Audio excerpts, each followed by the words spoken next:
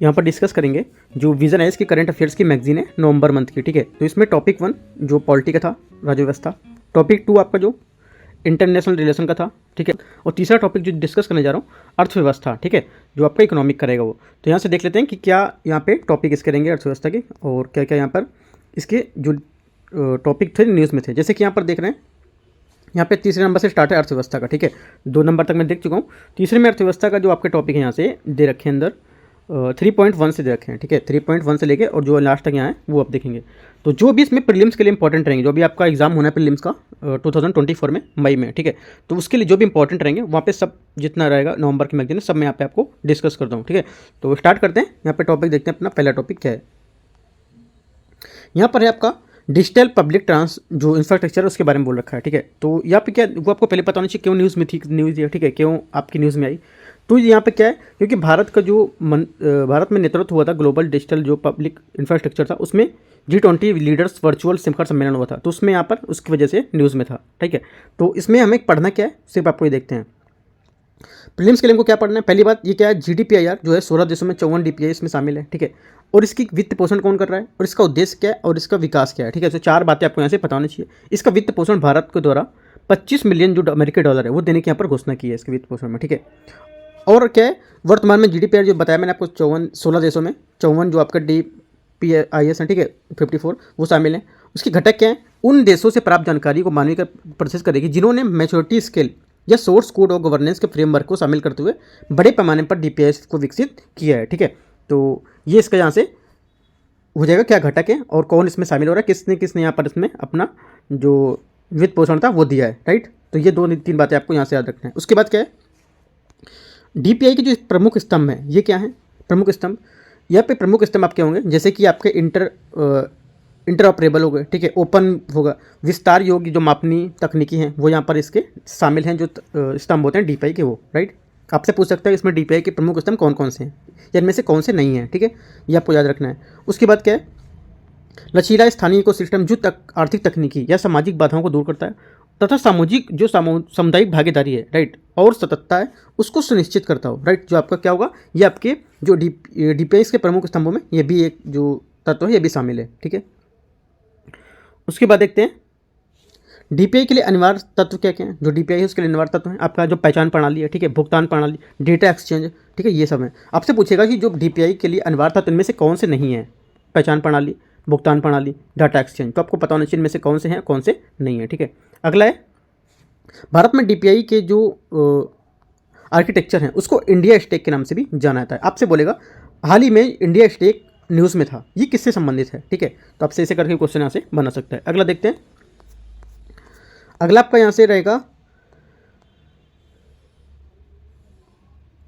यहाँ से तो और इतना कुछ इंपॉर्टेंट नहीं है। उसके बाद अगला टॉपिक को अपना उठाते हैं, ठीक है। यहाँ से अगला कुछ और देख लेते हैं, टॉपिक रहता है तो कुछ और यहाँ पे इतना इंपॉर्टेंट यहाँ प्रीलिम्स के लिए नहीं है, ठीक है। तो सिर्फ मैं दूसरे टॉपिक को यहाँ से उठाता हूँ, जो मैंने आपको बताई 4 से 5 बात क्या है कैसे हैं, तो वो आपको सिर्फ इतनी पता होना चाहिए, ठीक है। उसके बाद आपका टॉपिक आता है विकासशील देशों के ऊपर वैश्विक ऋण, ठीक है। जो विकासशील देश हैं उसके ऊपर वैश्विक ऋण क्या है, तो उसके बारे में देखते हैं। ये क्या है, अभी हाल ही में श्रीलंका जो था भारी कर्ज के भुगतान संतुलन के लेकर गंभीर संकट का सामना कर रहा है, ठीक है। तो इस वजह से क्या है, न्यूज़ में है ये, ठीक है। तो हमारे लिए प्रीलिम्स में क्या इंपॉर्टेंट बन जाता है, सिर्फ हमको इतना पढ़ना है, राइट। तो यहाँ से देखो आप जो पढ़ेंगे यहाँ से, जैसे कि हाल ही में संयुक्त राष्ट्र ने ए वर्ल्ड ऑफ डेट, ठीक है, a growing burden to global जो आपका प्रोस्पेरिटी थी वो शीर्षक की रिपोर्ट यहाँ पर प्रकाशित की थी, ठीक है। किसने प्रकाशित की थी ये आपको यहाँ से पता होना चाहिए, संयुक्त राष्ट्र ने, ठीक है। संयुक्त राष्ट्र ने a world of debt growing burden to global prosperity शीर्षक की रिपोर्ट प्रकाशित की है। किसने की है, संयुक्त राष्ट्र ने, ठीक है। तो आपको याद रखना है। इस रिपोर्ट का पता चलता है कि वर्ष 2000 में वैश्विक सार्वजनिक ऋण 17 मिलियन जो ट्रिलियन डॉलर था वो जो बढ़कर अब 2022 में 92 ट्रिलियन के सर्वोच्च स्तर पर पहुंच गया था, ठीक है। 2022 के लास्ट तक इतना पहुंच गया था, ठीक है। तो आपको याद रखना है कि ये रिपोर्ट किसके द्वारा प्रकाशित की जाती है, ठीक है। पहले तो ये होगा। दूसरा, ये इतना आपका मेंस के टॉपिक है, ठीक है। मेंस के पॉइंट ये आपको नहीं लिखना है यहाँ से कुछ, जो एक पॉइंट मैंने आपको बताया वो इंपॉर्टेंट है। उसके बाद मैं और यहाँ पे बता देता हूँ आपको,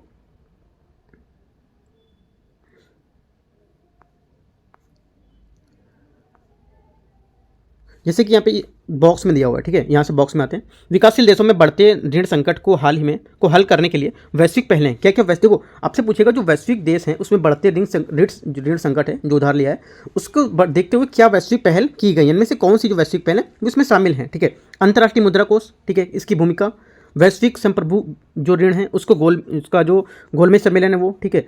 अंकटाड है उसके ऋण प्रबंधन की वित्तीय विश्लेषण की प्रणाली, ठीक है। अत्यधिक ऋणग्रस्त निर्धन देश, तो इस तक आपके क्या होंगे, जो बढ़ते ऋण हैं उसको संकट की वो वैश्विक पहले हैं, ये जब पहले यहाँ पर उठाई गई हैं, ठीक है। तो ये भी आपको पॉइंट कुछ पता होना चाहिए कि क्या क्या यहाँ पर इसकी पहल थी और कौन कौन यहाँ पे इसमें शामिल था, ठीक है। उसके बाद है विकास संबंधी व्यय में कमी, ठीक है। जो लगभग 3.3 बिलियन लोग ऐसे देश में रहते हैं जो स्वास्थ्य या शिक्षा की व्यय तुलना में ब्याज चुकाने पर अधिक धन खर्च करते हैं। ये पॉइंट आपको किसी क्वेश्चन को लेके और आप यहाँ पॉइंट यहाँ पे डाल सकता है, सिर्फ पॉइंट दे सकता है आपको स्टेटमेंट में। बोलेगा कि लगभग 3.3 बिलियन ऐसे लोग हैं जो ऐसे देश में रहते हैं जो स्वास्थ्य और शिक्षा पर व्यय की तुलना में ब्याज से अधिक यहाँ पर खर्च कर देते हैं। ये आपको इंपॉर्टेंट पॉइंट है। आपको जो मेन पॉइंट किसी क्वेश्चन में देगा तो वहाँ से पॉइंट ये डाल सकता है आपका, ठीक है। तो आपको याद रखना है कितना पैसा यहाँ पे शिक्षा के पीछे में कहीं पर लगाया गया ब्याज में, ठीक है। अगला है संधारणी विकास में बाधा। जो संधारणी विकास है उसमें बाधा, वर्तमान में सार्वजनिक जो आपका जलवायु वित्त पोषण है इसमें 70% से अधिक हिस्सा ऋण के रूप में ले लेता है, ठीक है। यदि कोई देश ऋण संकट का सामने फंस जाता है तो वह जलवायु वित्त पर कम खर्च करेगा, ठीक है। तो जाहिर सी बात है कि अगर उसमें फंस जाएगा तो अपने वित्त पर जो रहेगा जलवायु पर कम खर्च करेगा, ठीक है। उसके बाद है ये 2 पॉइंट यहाँ से इंपॉर्टेंट थे, एक ये इंपॉर्टेंट था, एक मैंने ऊपर पहले बताया, ठीक है। तो आपके 3 पॉइंट आपके इंपॉर्टेंट यहाँ से निकल है। उसके बाद देखते हैं अगला,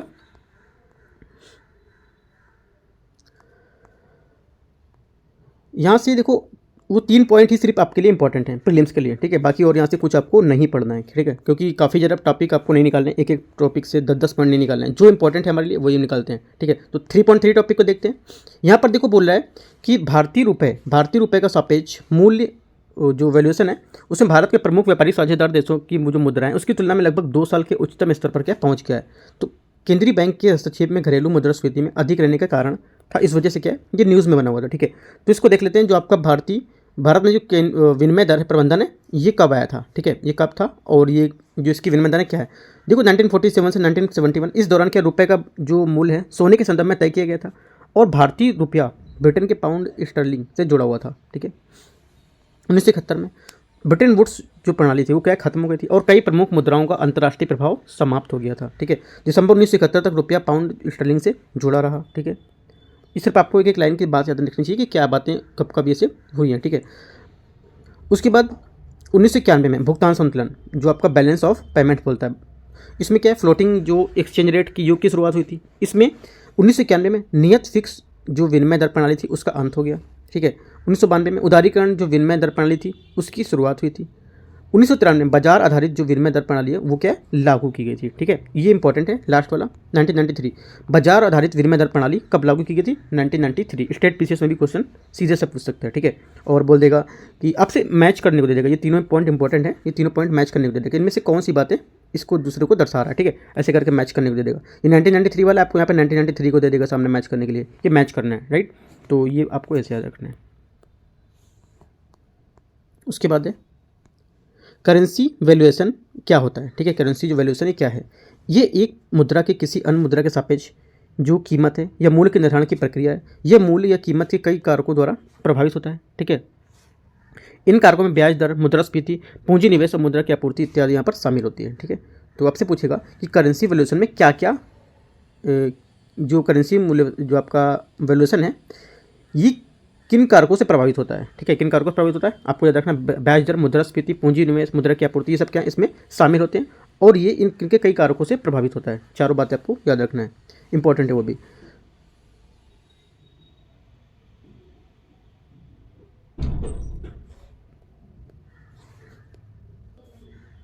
यहाँ पर अगला है मुद्रा का मूल्य जानने का सबसे आम तरीका क्या होता है, विनिमय दर, ठीक है।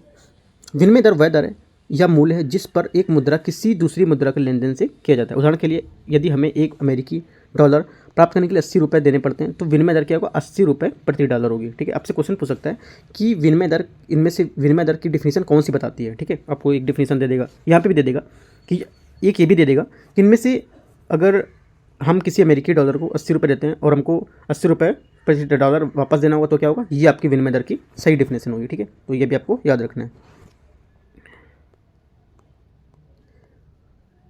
अगला क्या है,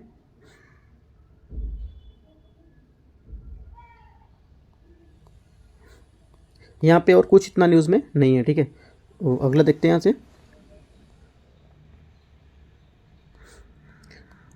अगला हमारा यहाँ से टॉपिक रहेगा दिवाला और शोधन अक्षमता संहिता, ठीक है। तो मैं थोड़ा सा देखो देख के चलता रहता हूँ कि कुछ इंपॉर्टेंट पॉइंट मिल जाता है, तो मैं एक एक टॉपिक पे कम से कम 3-3 4-4 5-5 क्वेश्चन बन जाते हैं, ठीक है। आपको इससे ऊपर क्वेश्चन नहीं बनाने हैं, क्योंकि इतना डीप भी नहीं जाना है और इतना ऊपर से भी नहीं पढ़ना है, ठीक है। जो पता है सिर्फ जो आप देखो, अगर पेपर को एनालिसिस करेंगे 10-15 सालों का, तो वहाँ से देखेंगे कि किस टाइप से क्वेश्चन पूछ रहा है, तो उस टाइप से मैं आपको यहाँ से डिस्कस कर रहा हूँ, ठीक है। यहाँ पर देखो दिवाला शोधन अक्षमता संहिता है, इसमें बोला है आईबीसी जो है आपका, ठीक है। मैं शॉर्ट फॉर्म में बोलूँगा इसका आईबीसी, ठीक है। तो जो आईबीसी के इसके इकोसिस्टम के स्तंभ क्या क्या है, ठीक है। भारतीय दिवाला शोधन अक्षमता बोर्ड, इसमें ये क्या है, आईबीसी को लागू करता है, ठीक है। ये एक साथ अर्ध विधायी, कार्यकारी और अर्ध जो न्यायिक हैं, तीनों प्रकार के यहाँ पर कार्य करता है, राइट। ये आपको पता हो गया।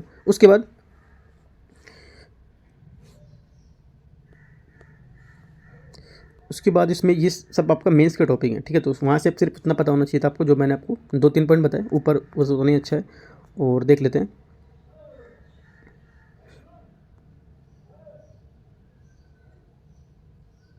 यहाँ पे जो एक अगला दे रहा पॉइंट, ये आईबीसी का महत्व, इसमें पॉइंट है ऋण लेन देन प्रणाली में सुधार। इसमें ऋण वसूली प्राधिकरण सरफेसी जिसको बोलते हैं, सरफेसी अधिनियम 2022 आपसे पूछ लेगा कि सरफेसी अधिनियम 2022 किससे संबंधित है, सीधा सा क्वेश्चन यहाँ से बनाएगा। तो क्या है, जो लेन देन प्रणाली है हमारी आईबीसी की, उससे संबंधित है, ठीक है। और लोक अदालत में जैसे पुराने तंत्र की जो यहाँ पर है, ये सब आपको नहीं पढ़ना है, सिर्फ सरफेसी देखना है और आपका ये पॉइंट देखना है, और ये आपका आईबीसी का महत्व है, ठीक है। अगला देखते हैं, ease of doing business report में सुधार, ठीक है। ईज ऑफ जो डूइंग बिजनेस है उसमें सुधार। इस कोर्ट ने देश के जो अधिक प्रत्यक्ष विदेशी निवेश हैं उसको आकर्षित करने में सहायता की है। इससे छोटे निवेशक के हितों में बढ़ावा दिया गया है, ठीक है। आपसे क्वेश्चन पूछेगा जो ईज ऑफ डूइंग बिजनेस है, इसमें सुधार करने के लिए यहाँ पे बड़े जो निवेशक है उनको बढ़ावा दिया जाता है, तो क्या गलत हो जाएगा, इसमें छोटे निवेशकों को क्या बढ़ावा दिया जाता है यहाँ, राइट।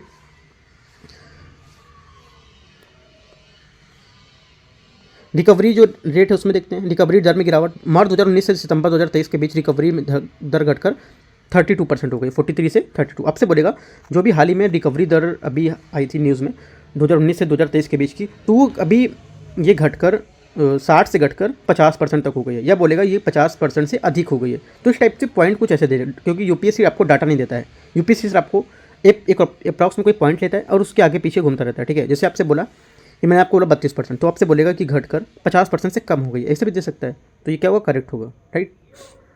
अगला देखते हैं, यहाँ से डिस्कस करेंगे पीएम गति शक्ति पहल, ठीक है। पीएम गति शक्ति पहल ये क्या है कि जो पीएम गति शक्ति पहल थी इसके 2 वर्ष पूरे हो गए, 2021 में इसकी शुरुआत हुई थी। तो न्यूज़ में आ जाता है क्वेश्चन, 2 वर्ष पूरा हुआ, 1 वर्ष या 10 वर्ष 5 वर्ष पूरा होता है, तो क्या न्यूज़ में आ जाता है, ठीक है। तो क्वेश्चन आने की उम्मीद यहाँ पर रहती है, ठीक है। तो पीएम गति शक्ति जो है राष्ट्रीय मास्टर प्लान होता है, इसका उद्देश्य भारत के विभिन्न आर्थिक क्षेत्र के लिए मल्टी मॉडल जो कनेक्टिविटी है उसको अवसंरचना का निर्माण करना, ठीक है।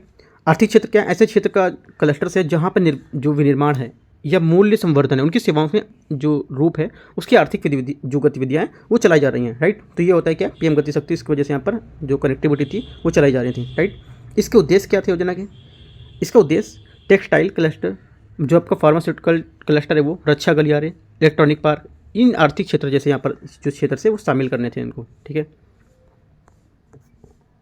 यहाँ पे क्या एक एकीकृत पोर्टल शुरू किया गया था, रेलवे सड़क परिवहन सहित 16 मंत्रालय इस पोर्टल से जोड़ा जाएगा, ठीक है।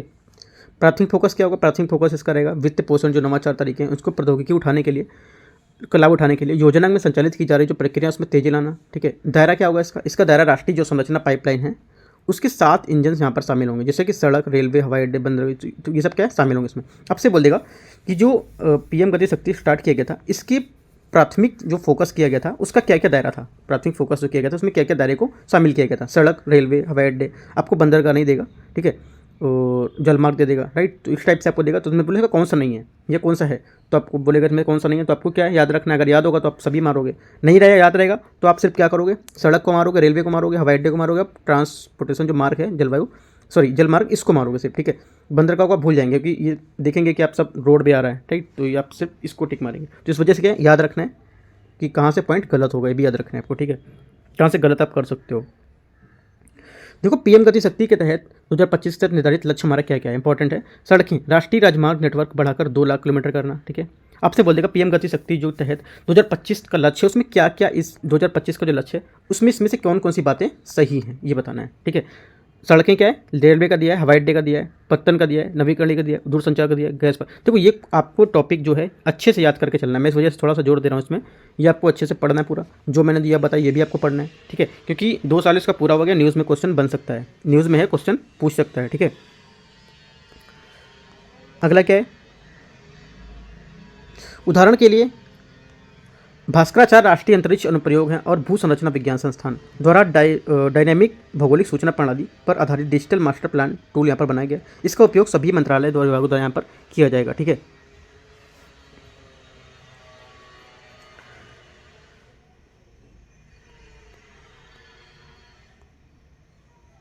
अगला देखते हैं यहाँ से, अगला हमारा है 3.5.1 रीजनल रैपिड जो ट्रांजिट सिस्टम है, RRTS परियोजना ये, ठीक है। अभी काफ़ी न्यूज़ में चल रहा है रीजनल रैपिड जो ट्रांजिट सिस्टम है। ये क्या है, नमो भारत जो आपका रैपिड एक्सप्रेस है इसका परिसंचालन शुरू हुआ है, तो इसको देखते हैं। यह राष्ट्रीय राजधानी NCR में क्षेत्रीय केंद्रों को जोड़ने वाली एक नई समर्पित हाई स्पीड उच्च क्षमता वाली और आरामदायक रेल जो परिवहन सेवा होगी, ठीक है। ये शहरी परिवहन को बेहतर बनाने और बढ़ती जनसंख्या के शहरीकरण को चुनौती का समाधान करने के लिए भारत में प्रयासों का हिस्सा है, ठीक है। इसमें रेलगाड़ियों की गति जो होगी 160 किलोमीटर पर घंटा होगी। हालांकि RRTS को ये इस तरह डिजाइन किया गया है कि वह 180 किलोमीटर पर घंटा की गति से यात्रा तय कर सकती है, ठीक है। ये परिवहन साधन मेट्रो और भारतीय रेलवे में निम्नलिखित प्रकार से अलग है। ये किस टाइप से मेट्रो से अलग है, किस टाइप से भारतीय रेलवे उससे अलग है, आपको यहाँ पर ये बताएगी। स्पीड आपको पता है 160 किलोमीटर प्रति घंटा, ठीक है, वो 180 तक भी जा सकती है, राइट। इसकी मेट्रो की तुलना करेंगे तो क्या होगा, मेट्रो तुलना में इसमें क्या है, इसके तहत RRTS के तहत कम स्टेशन होते हैं, ट्रेन की गति क्या होगा, अधिक होगी, यह अपेक्षाकृत लंबी दूरी तय करेगी, ठीक है। मेट्रो में क्या कम दूरी तय करते हैं और ये जो स्टेशन होते हैं कम दूरी पे होते हैं, ठीक है, तो इसमें डिफरेंस हो गया। आपसे ये भी बोल सकता है कि जो RRTS जो रेलवे है इसमें से मेट्रो की कैसे तुलना है, इसमें तुलना में किस प्रकार भिन्न है ये, ठीक है, ऐसा पूछ सकता है। RRTS परियोजना है, ये देखो यहाँ पर दे रखा है जो राज्य है यहाँ पर, ठीक है, जो 8 जो जिले हैं उनसे कनेक्ट कैसे हो रहा है। पानीपत है, ठीक है, पलवल है, अलवर है, रोहतक, खुर्जा, हापुड़, गाजियाबाद, बड़ौद, तो ये सब क्या है कैसे जुड़ेंगे इससे, ये देखना है, ठीक है, RRTS के तहत।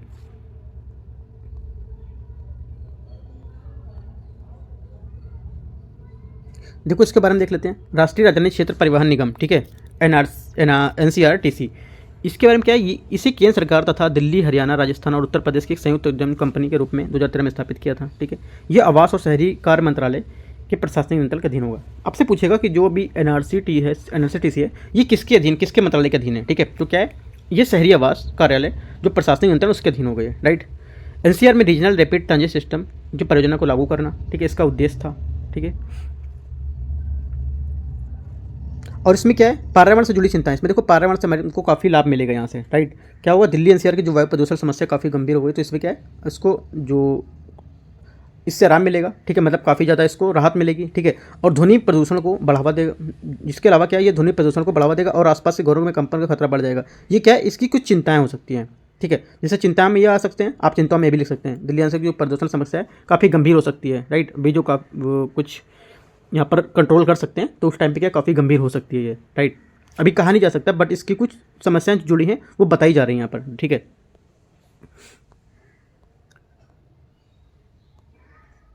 अगला यहाँ पे टॉपिक है समर्पित माल ढुलाई गलियारा, ठीक है, जो माल ढुलाई गलियारा उसके बारे में देखते हैं।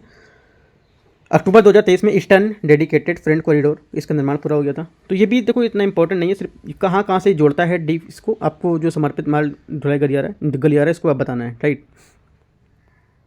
तो इसको हटाते हैं क्योंकि इतना ज़्यादा इंपॉर्टेंट यहाँ पर ये नहीं रहेगा, ठीक है। केंद्रीय विद्युत प्राधिकरण, ठीक है, केंद्रीय विद्युत प्राधिकरण इसको देखते हैं। 15 अक्टूबर 2023 को केंद्रीय विद्युत प्राधिकरण CEA की 50वीं वर्षगांठ मनाई गई। मैंने आपको जैसे बताया 2 वर्ष उसका पूरा हुआ, ठीक है, PM गति शक्ति का। यहाँ पर उसके बाद 50वीं वर्षगांठ मनाई गई। ये भी इंपॉर्टेंट क्वेश्चन बन जाता है काफ़ी, केंद्रीय विद्युत प्राधिकरण का, ठीक है। तो इसके बारे में देखते हैं। भारत में ऊर्जा संबंधी संरचना का पुराना होना, ठीक है, साइबर सुरक्षा से जुड़े जो जोखिम उसका बढ़ जाना, नवीकरणीय ऊर्जा का एकीकरण, ये सब क्या है केंद्रीय विद्युत प्राधिकरण की नई चुनौतियाँ हैं, ठीक है। इलेक्ट्रिक वाहन की संख्या में वृद्धि होना, विकेंद्रीकरण विद्युत का उत्पादन, राइट, ये तो पता होना चाहिए कि क्या इनकी चुनौतियाँ हैं। उसके बाद देखते हैं ये केंद्रीय विद्युत प्राधिकरण ये है क्या, इसके बारे में पहले जानते हैं।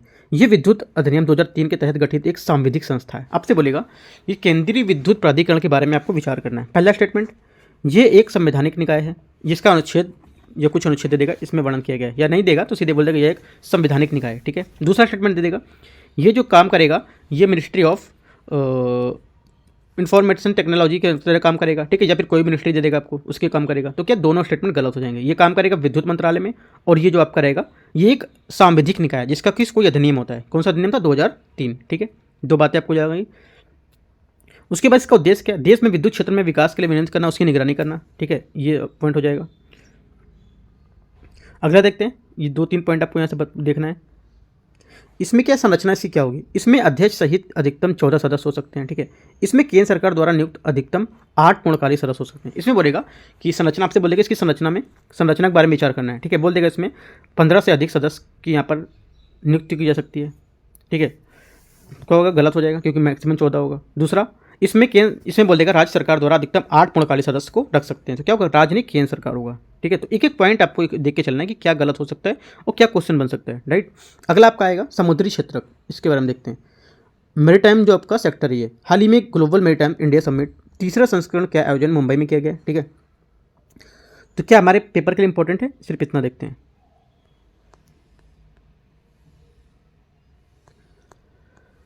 देखो यहाँ से जो मैरीटाइम इंडिया विजन 2030 है, ये क्या है? सागरमाला कार्यक्रम। देखो इसकी अन्य पहले जो हैं ये सब इसकी अन्य पहले हैं, ये सब इसी के तहत काम की जा रही थी, ठीक है।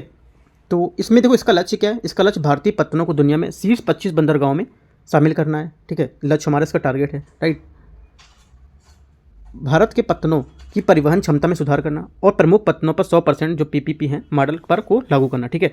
और इसके जरिए प्रमुख पत्तनों की क्षमता की 4 गुना में वृद्धि करना, ठीक है। ये प्रतिवर्ष इसका लक्ष्य रखा गया है।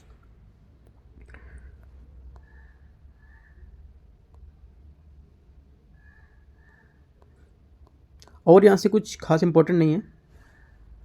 बंदरगाह और पोर्ट में अंतर, यहाँ से ज्योग्राफी का टाइप का क्वेश्चन बना सकता है कि बंदरगाह और पोर्ट में क्या अंतर है इनमें से, ठीक है। तो ये आपको पढ़ देना, फैक्चुअल पॉइंट है। समुद्री सुरक्षा हेतु की गई पहलें, जो समुद्री सुरक्षा के यहाँ पर की गई कुछ पहल हैं, वो पहल आपको देखना है कौन सी है। जैसे कि Indo Pacific partnership for maritime domain awareness, जो आपको बोलते हैं PMDA, कोलंबो सिक्योरिटी जो आपका conclave Indian ocean dream association उसमें, ठीक है। उसके माध्यम से क्या है, ये हिंद महासागर के तटीय देशों को सुरक्षा सहयोग को बढ़ावा देगा, ठीक है। ये भी कुछ खास इंपॉर्टेंट नहीं है, आप एक बार रीड कर सकते हैं। सिर्फ आपको रीड मारना है तो आप रीड मार सकते हैं कि पता हो जाएगी क्या क्या यहाँ पर इसके बारे में बताया जा रहा है, ठीक है। यहाँ पे देखो जैसे कि आपका न्यूज़ में आया हॉर्मुज जलडमरूमत, मलक्का जलडमरूमच मध्य, ठीक है। इसके बीच वाणिज्यिक शिपिंग को लेने, यहाँ पे ये पॉइंट इंपॉर्टेंट हो जाएगा आपका। खाद्य सुरक्षा भी इंपॉर्टेंट हो जाएगा। जैसे कि भारत दुनिया का दूसरा सबसे बड़ा मछली उत्पादक देश है। यहाँ से देखो एक पॉइंट आया आपका, भारत में मछली पकड़ने वाली लगभग 2,50,000 नौकाओं को बड़े बेड़ा मौजूद हैं। एक पॉइंट आपको यह है, दूसरा सबसे बड़ा मछली उत्पादक देश है, ठीक है। अंतर्राष्ट्रीय व्यापार जो है आपका, हिंद महासागर को वैश्विक अर्थव्यवस्था का गलियारा भी कहा जाता है। भारत में जो रणनीतिक रूप से हॉर्मुज जलडमरूमत और मलक्का इनके बीच वाणिज्यिक शिपिंग का लेन देन अवस्थित है, ठीक है। देखो ये न्यूज़ में आया तो इसको लेके आप यूपीएससी सीधे डीप में घुस जाएगा, ठीक है। हॉर्मुज जलडमरूमत मलक्का आपसे हो सकता है नहीं पूछेगा, दूसरे के बारे में पूछ लेगा, जितने जलडमरूमत और हैं उसके बारे में आपको यहाँ से क्या है फ्रेम बनाना है। और अगले जो टॉपिक रहेगा वहाँ पे आप एक पेज लेके बैठा कीजिए, ठीक है। उस पेज में लिख दी क्या यहाँ पर है, तो जितने भी जलडमरूमत वो आपको याद कर लेना है, क्योंकि न्यूज़ में पूछ सकता है क्वेश्चन, ठीक है। यहाँ से नहीं पूछेगा तो अलग से पूछ सकता है। और ये मछली उत्पादन में कौन से देश टॉप पे वो भी पूछ लेगा, ठीक है। आपको ये नहीं होने देगा कि क्वेश्चन यहाँ से बनाया गया है, इतना आप सोचोगे कि ज्योग्राफी का क्वेश्चन है ज्योग्राफी का, लेकिन ये करंट से रिलेटेड करके क्वेश्चन पूछेगा। अगला है, यहाँ से देखो अगला तो कोई इंपॉर्टेंट यहाँ पर नहीं है। अब यहाँ से टॉपिक देखते हैं सीधे अपना 3.8 राष्ट्रीय फार्मेसी आयोग विधेयक, ठीक है। जो राष्ट्रीय फार्मेसी आयोग विधेयक है इसको देखते हैं यहाँ से। 2023 नेशनल फार्मेसी कमीशन बिल 2023, ये क्या हाल ही में न्यूज़ में था, क्योंकि स्वास्थ्य और परिवार कल्याण मंत्रालय राष्ट्रीय फार्मेसी आयोग विधेयक क्या मसौदे पर सार्वजनिक टिप्पणियां आमंत्रित की हैं, जिससे देखो देख लेते हैं इसमें। इसका उद्देश्य फार्मेसी अधिनियम 1948 को प्रस्तावित करना और मौजूदा फार्मेसी काउंसिल है उसकी जगह जो राष्ट्रीय फार्मेसी आयोग की स्थापना करना, ठीक है। फार्मेसी अधिनियम 1948 के तहत फार्मेसी के कार्य और पैसे को नियंत्रित किया जाता है, ठीक है। प्रस्तावित जो विधेयक के उद्देश्य क्या क्या है, इसके उद्देश्य स्वास्थ्य संबंधी जो राष्ट्रीय लक्ष्य हैं उसको क्या है बढ़ावा देना, ठीक है। दूसरा यहाँ पे क्या है, गुणवत्तापूर्ण जो वहनी फार्मास्यूटिकल्स हैं शिक्षा तक पहुँच में सुधार करना, पर्याप्त यहाँ पर संख्या में उच्च गुणवत्ता वाले जो फार्मेसी पेशेवर उनकी उपलब्धता सुनिश्चित करना। तो ये सब क्या है इसके प्रस्तावित उद्देश्य हैं। ये तो आपसे नहीं पूछेगा बट आपको एक बार पता होना चाहिए क्या है, ठीक है। अगला देखते हैं, फार्मेसी जो विधेयक है 2023, इसके बारे में कुछ शामिल प्रावधान हैं, जैसे कि केंद्र सरकार फार्मेसी आयोग का गठन करेगी, इसका मुख्यालय नई दिल्ली होगा। ये अब इंपॉर्टेंट पॉइंट है, पता होना चाहिए क्या है फार्मेसी आयोग। आपसे बोलेगा फार्मेसी आयोग की स्थापना जो फार्मास्यूटिकल डिपार्टमेंट है उसके द्वारा की जाएगी, तो गलत है। केंद्र सरकार के द्वारा गठन करेगी और इसका जो हेडक्वार्टर होगा या इसका जो मुख्यालय होगा नई दिल्ली होगा, ठीक है। एनपीसी जो आपका है, नेशनल फार्मेसी जो आपका कमीशन है, इसमें एक अध्यक्ष होगा, ठीक है। इसके अलावा 13 पदेन सदस्य होंगे और 14 अंशकालिक सदस्य शामिल होंगे इसमें, ठीक है। अध्यक्ष कौन होगा? अध्यक्ष की नियुक्ति केंद्र सरकार द्वारा योग्यता के निम्नलिखित सेट के आधार पर की जाएगी। आपसे बोलेगा अध्यक्ष की नियुक्ति जो फार्मास्यूटिकल्स होंगे उनके द्वारा ही डिसाइड किया जाएगा, तो गलत है। यहाँ पर केंद्र सरकार करेगी इसकी, ठीक है। दोनों बातें आपको याद रखना है, केंद्र सरकार, यहाँ पे भी आपका केंद्र सरकार है, ठीक है। पात्र व्यक्ति फार्मेसी से जुड़ा एक शिक्षाविद और पंजीकृत फार्मासिस्ट होना चाहिए, साथ ही उसमें प्रशासनिक अनुभव भी प्राप्त होना चाहिए। उसे फार्मेसी क्षेत्र को कम से कम 10 साल का अनुभव होना चाहिए, ठीक है। ये भी पॉइंट दे सकता है कि फार्मेसिस्ट 6 से कम पॉइंट तो पूरा देगा, लेकिन यहाँ से आपको दे देगा कम से कम 5 वर्ष का अनुभव दे देगा, ठीक है। तो क्या 10 वर्ष का अनुभव होना चाहिए। पदावधि क्या होगी इसकी, और सेवा शर्त मतलब जो इसकी पद की अवधि होगी क्या होगी, तारीख से अधिकतम 4 वर्ष या 65 वर्ष। आपसे बोलेगा 5 वर्ष या 65 आयु तक यहाँ पर कर सकते हैं, तो क्या याद रखना है, ये भी पॉइंट जो गलत हो सकता है, ठीक है। अगला देखते हैं, इनको पद से हटाया जाना, इनको किस टाइप से पद से हटा सकते हैं, राइट। केंद्र सरकार निम्नलिखित आधारों पर इनको पद से हटा सकते हैं। आपसे बोलेगा इनको सिर्फ जो राज्य के राज्यपाल या राष्ट्रपति के द्वारा इनको पद से हटा सकते हैं, ठीक है। केंद्र में राष्ट्रपति के द्वारा और राज्य में राज्यपाल के द्वारा, तो क्या गलत है। ये सिर्फ इनको पद से हटा जाने के लिए केंद्र सरकार ही इनको हटा सकती है निम्नलिखित कारणों से। नंबर 1, यदि वो किसी सदस्य को दिवालिया घोषित कर देता है, ठीक है, किसी अपराध या दोषी ठहराता है, या किसी शारीरिक मानसिक रूप से अक्षम हो गया हो, तो ठीक है, तो क्या केंद्र सरकार इसको हटाएगी, राइट। ये बातें काफ़ी इंपॉर्टेंट है, आपको याद रखना है। अगला देखते हैं,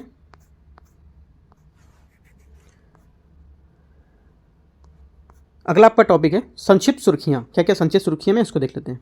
लीप अहेड जो पहल है, ठीक है, लीप अहेड पहल ये क्या है, ये लीप अहेड पहल आपका टेक स्टार्ट ऐप्स के चयन के लिए शुरू की गई है। एक अखिल भारतीय पहल है। इसका उद्देश्य स्टार्टअप जो हैं गुणवत्ता उसके युक्त मार्गदर्शन को प्रदान करना, उसके निवेश सुनिश्चित करना और उनकी वैश्विक पहुँच को सुलभ बनाना। ये यहाँ पर इसका लीप अहेड की पहल है, ठीक है। इतना इंपॉर्टेंट नहीं है। अगला देखते हैं टॉपिक 3.9.2 भारत में सूक्ष्म वित्त, ठीक है। सूक्ष्म वित्त क्या है, मैक्रो व्यू शीर्षक एक रिपोर्ट यहाँ पर क्या जारी की गई है, ठीक है। ये है जो MFIN है, गैर बैंकिंग वित्तीय कंपनी, सूक्ष्म वित्तीय जो संस्थान है वो उनमें का एक संघ है, ठीक है। इसे 2009 में स्थापित किया गया था, ठीक है। कब? 2009 में स्थापित किया गया था। ये देश का सूक्ष्म वित्त संस्थानों का एक शीर्ष निकाय है। रिपोर्ट के मुख्य बिंदु के एक नज़र देखेंगे तो जो MFI है, ठीक है, जो आपका MFI है, इसमें सकल गैर निष्पादित परिसंपत्तियां में गिरावट आई है। ये वित्त वर्ष 2022 में 5 से 6% से घटकर जो 23 का वित्त वर्ष है उसमें 2.7% पर आ गई है, ठीक है।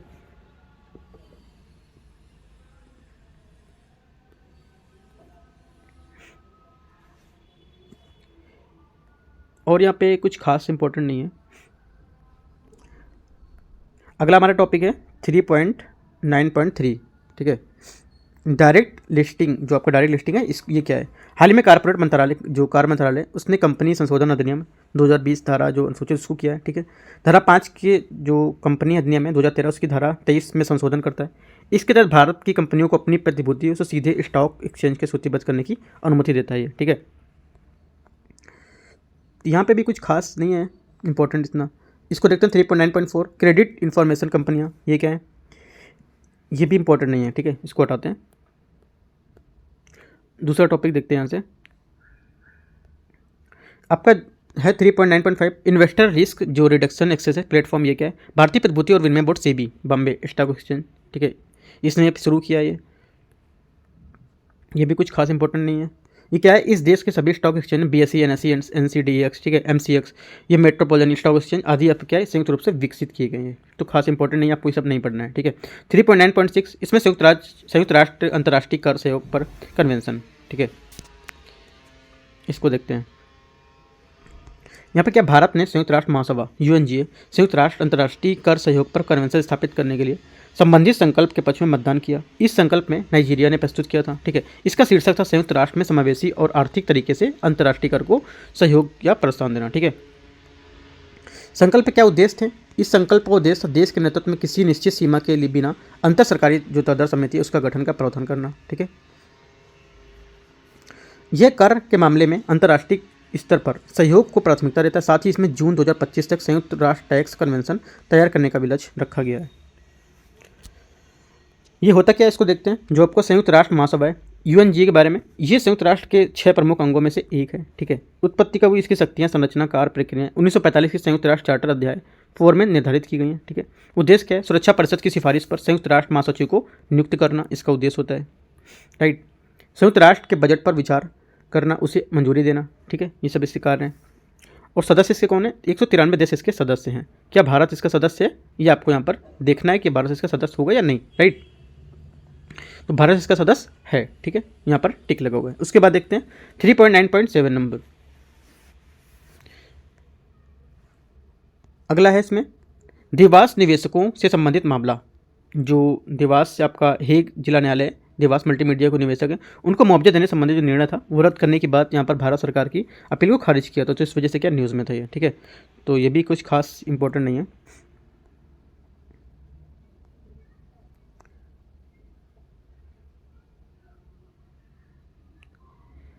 अगला हमारा टॉपिक है यहाँ से 3.9.8 भारतीय बीज सहकारी समिति लिमिटेड। ठीक है, ये क्या है? ये एक सहकारी समिति है। ठीक है, पहली बात क्या, ये सहकारी समिति इसकी स्थापना बहुराज्य सरकारी सहकारी सोसाइटी अधिनियम 2002 के तहत 2023 में की गई थी। इंपॉर्टेंट बन जाता है। ठीक है, क्योंकि इसकी स्थापना 2023 में की गई थी। राइट, इससे परंपरागत बीजों के संरक्षण, संवर्धन और अनुसंधान में मदद करना, या इसमें क्या है, मदद मिलेगी इससे। राइट, परंपरागत जो बीज हैं उसमें संरक्षण कर उसे आने वाली जो पीढ़ी उस तक पहुंचाया जाएगा, जिससे क्या है स्वास्थ्यपूर्ण अन्न, फसल और सब्जियों के उत्पादन में निरंतर होता रहेगा। और यहाँ पे क्या काम के लिए जो निम्नलिखित जो संयुक्त राष्ट्र से जो प्रोत्साहित किया जा रहा है इनको, वो यहाँ पर शामिल हो जाएंगे। जैसे कि भारतीय किसान उर्वरक सहकारी लिमिटेड। ठीक है, कृषक भारतीय सहकारी लिमिटेड, भारतीय राष्ट्रीय जो आपकी कृषि सहकारी विपणन संघ है, वो सब। तो ये क्या है, इसमें आपके संयुक्त रूप से प्रोत्साहित करेगा इनको। ठीक है, अगला आपका अंतर्राष्ट्रीय मुद्रा कोष IMF जिसको बोलते हैं, इसकी क्या कोटे में वृद्धि हुई है। तो IMF कार्यकारी बोर्ड के सदस्य देशों में कोटे में वृद्धि करने के संबंधित प्रस्ताव को मंजूरी दे दी है।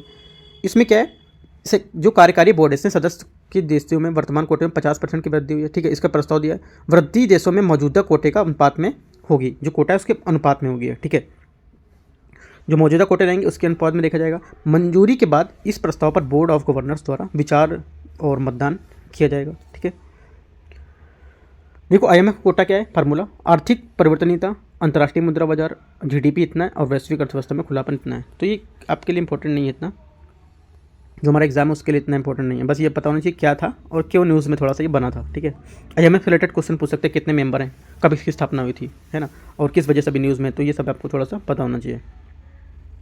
अगला है प्रसारण सेवा। ठीक है, प्रसारण सेवा जो आपका विनिमय विधेयक है ये 2023, सूचना प्रसारण जो आपका मंत्रालय है, ड्राफ्ट प्रसारण सेवा, ये विधेयक 2023 का मसौदा प्रस्तुत किया है। ये विधेयक कानून बनने के बाद केवल टीवी नेटवर्क विनिमय अधिनियम 1995 तथा सूचना और प्रसारण क्षेत्र को विनियमित करने वाले जो अन्य नीतिगत दिशा निर्देश हैं उनका स्थान लेगा। ठीक है, आपको याद रखना चाहिए कि किसका स्थान लेगा।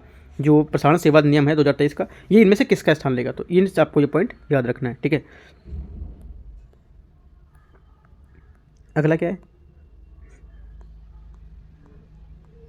इसकी विधेयक था इसकी आवश्यकता क्यों पड़ी। ठीक है, पहला, इसमें एकीकृत और भविष्य केंद्रित दृष्टिकोण अपनाया गया है। ये विधेयक जो अप्रासंगिक अधिनियमों के नियमों तथा दिशा के निर्देश से हटकर जो प्रसारण क्षेत्र है उसके विनिमय ढांचे में सुधार करेगा। ये दिव्यांगजन जैसे जो समुदाय हैं उनका समावेशन को बढ़ावा मिलेगा। इससे क्या होगा, वन स्टॉप कानून के रूप में जो व्यवसाय है उसकी सुगमता भी बढ़ावा मिलेगा इससे। ठीक है, तो ये इसकी क्या है, इससे क्या आपको फ़ायदा मिलेगा, क्या आवश्यकता थी ये करने की। ठीक है, अगला है डिजिटल विज्ञापन नीति। ठीक है, डिजिटल विज्ञापन नीति क्या है इसको देखते हैं।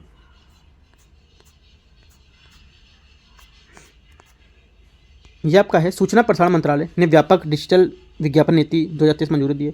ये नीति केंद्रीय संचार ब्यूरो को सरकारी योजनाओं और नीतियों के बारे में जागरूकता प्रसार करने के लिए डिजिटल मीडिया स्पेस का लाभ उठाने में सक्षम बनाएगी। ठीक है,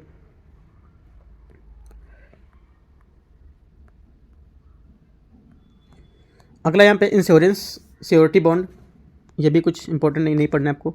रेफरेंस फ्यूल। ठीक है, रेफरेंस फ्यूल क्या है इसको देख लेते हैं। भारत का पहला गैसोलीन और डीजल रेफरेंस फ्यूल को लॉन्च किया गया है। इंपॉर्टेंट है, भारत का पहला क्या गैसोलीन और डीजल जो आपका रेफरेंस फ्यूल है लॉन्च किया गया है। वर्तमान में भारत रेफरेंस फ्यूल का आयात किया जा रहा है, ठीक है। दूसरा, यह बोल देगा वर्तमान में जो क्या है, जो रेफ्यूल फ्यूल का निर्यात कर रहा है, ठीक है। प्रीमियम तथा उच्च गुणवत्ता वाले उत्पाद होते हैं, इनका उपयोग वाहनों के मूल उपकरण, विनिर्माता, ठीक है, ऑटोमोटिव क्षेत्र, टेस्टिंग या सर्टिफिकेशन में शामिल जो संगठन है उसमें वाहनों की जो कैलिब्रेशन है, ठीक है, उसमें टेस्टिंग के लिए पर ये करते हैं, राइट।